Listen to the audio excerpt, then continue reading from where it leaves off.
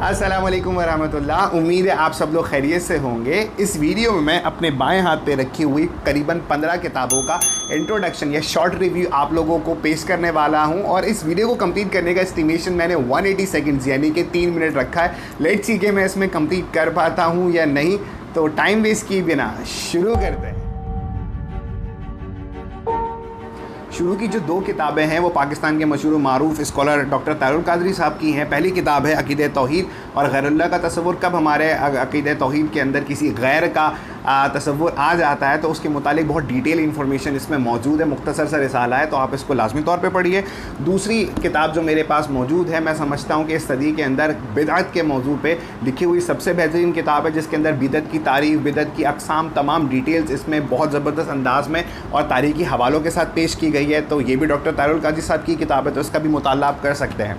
अब तीसरी किताब जो मेरे पास आ रही है वो ऑल्दो की इंग्लिश में लिखी हुई किताब है, जो कि मोहम्मद मसूद अहमद जो कि यूएसए में रहते हैं उनकी लिखी हुई किताब है। ये एक किताब है जो कि नॉन मुस्लिम्स के लिए बहुत कम्प्रीहेंसिव इंट्रोडक्शन दिया गया था प्यारे नबी सल्लल्लाहु अलैहि वसल्लम का, तो ये इसमें मौजूद है। आप इसको पढ़ भी सकते हैं और जो हमारी यंग जनरेशन है उनके लिए काफ़ी मुफीद भी है।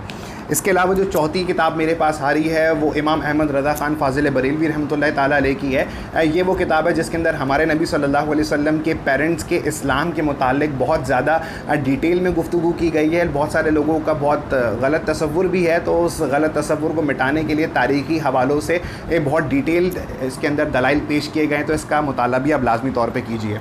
अब जो किताब मेरे पास आ रही है वो इमाम जलालुद्दीन सुयूती रहमतुल्लाह ताला अलैह, जो कि 10वीं सदी के बुज़ुर्ग हैं और अपने वक्त के मुजद्दिद भी हैं। उनकी किताब है जो कि अंबिया किराम अलैहिमुर रिज़वान के हयात पर है कि आप अलैहिस्सलाम या फिर दीगर अंबिया जो हैं वो अपनी कब्रों में ज़िंदा हैं। इसका नाम है अंबाउल अज़किया फ़ी हयातुल अंबिया। ये उर्दू ट्रांसलेशन में मेरे पास मौजूद है, इसका भी आप मुताला लाजमी कर सकते हैं।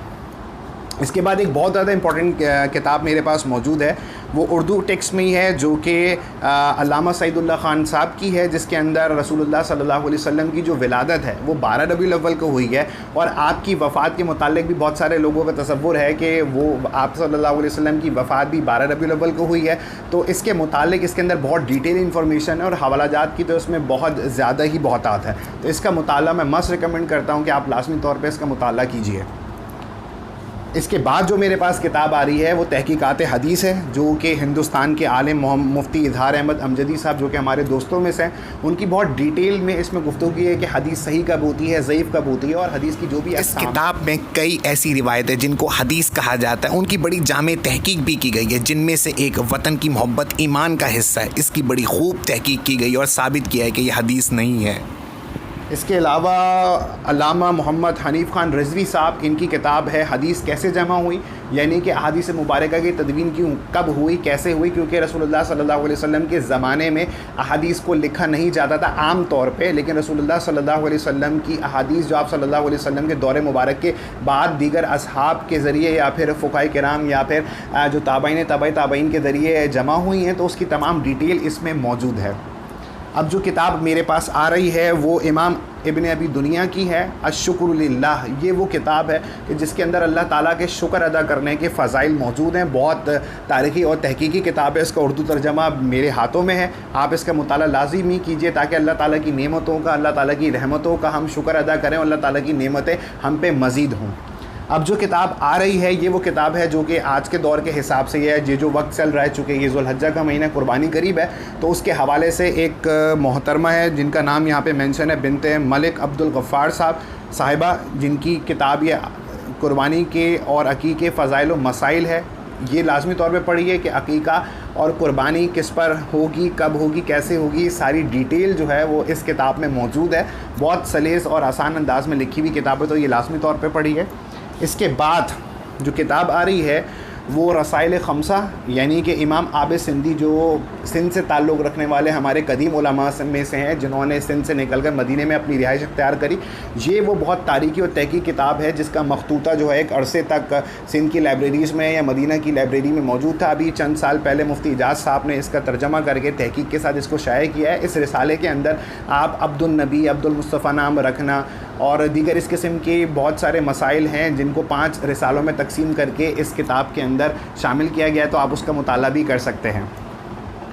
डॉक्टर उमैर महमूद सिद्दीकी जो जामिया कराची में इस्लामिक लर्निंग डिपार्टमेंट में लेक्चरर हैं, उनकी किताब है गैर मुस्लिम खुदकश हमला आवर। ये डॉक्टर साहब की किताब है, इसको भी मुताला कर सकते हैं कि जहाँ मुसलमानों पे एक बहुत बड़ा इल्ज़ाम लगाया जाता है कि मुसलमान तखरीबकार हैं या फिर इसको सपोर्ट करने वाले हैं, तो इस किताब के अंदर उसका भी रद्द किया गया और बताया गया है कि किस तरीके से दीगर मज़ाहिब से ताल्लुक़ रखने वाले जो इंसान होते हैं, क्योंकि दहशतगर्द का या फिर किसी को नुकसान पहुँचाने वाले का कोई मज़हब नहीं होता, तो उसका तज़किरा इसमें मौजूद है।